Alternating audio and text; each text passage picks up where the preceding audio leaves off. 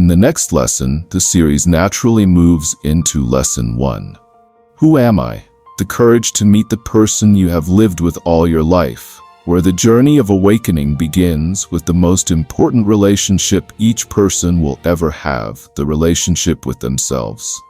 Dawn of a new mind. Mind care is self-care. Year 1. Awakening Module 1.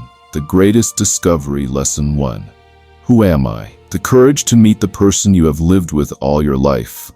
Subtitle 1. The greatest question humanity can ever ask. Welcome back. Before we continue, I would like you to pause for just a moment. Take a slow breath. Notice where you are.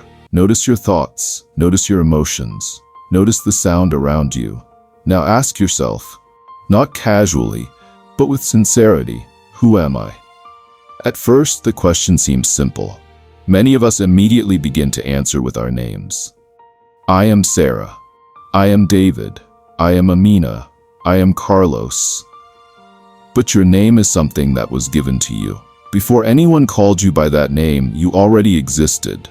So perhaps your name is part of your identity, but it is not the whole of who you are.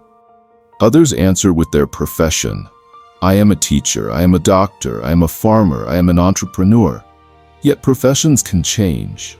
A teacher may retire, a business may close, a student graduates and becomes something else. If your occupation changes, do you become a different human being? Others answer with relationships. I am a mother, I am a husband, I am a daughter, I am a friend. These relationships are precious, but they describe roles you fulfill. They do not completely define the person who fulfills them. Then some answer with achievements. I am successful, I am educated, I have built a company, I have won awards. Achievements are wonderful milestones, but they cannot carry the weight of your identity.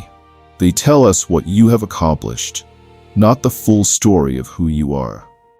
So once we gently set aside our name, our work, our relationships, and our accomplishments, the question returns with even greater depth. Who am I? This question has echoed through every generation. Children ask it as they grow. Young adults ask it while choosing a path. People in midlife ask it when success no longer satisfies. Older adults ask it as they reflect on the meaning of their lives. The question does not disappear because it is woven into what it means to be human.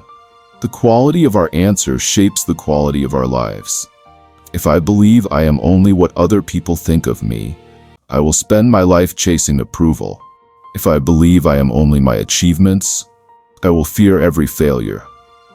If I believe I am only my possessions, I will constantly worry about losing them.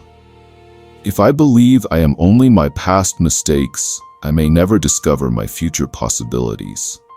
How we understand ourselves influences how we think, how we speak, how we love, how we lead, how we respond to hardship, and how we contribute to the world.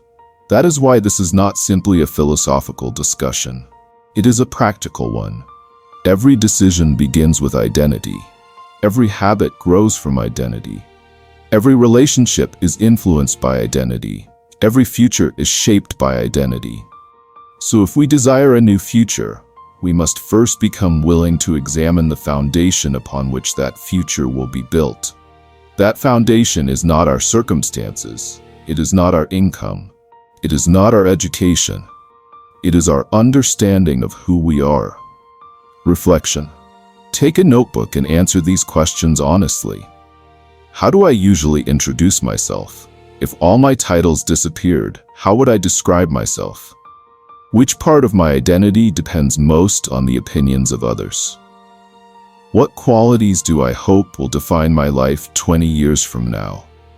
Do not rush your answers. This is not an examination. It is the beginning of a conversation with yourself. Integration practice today. Become aware of how often you describe yourself through roles, achievements, or external labels. Whenever you notice yourself doing this, gently ask, beyond this role, who am I becoming? Allow that question to accompany you throughout the day. You do not need to force an answer.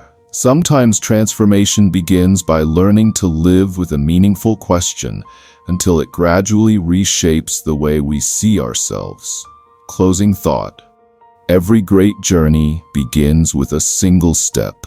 Every meaningful transformation begins with a single honest question. Today, you have taken that first step, not toward becoming someone else, but toward discovering the person who has been with you from the very beginning. And that journey is one of the greatest adventures a human being can undertake. In our next lesson, we will explore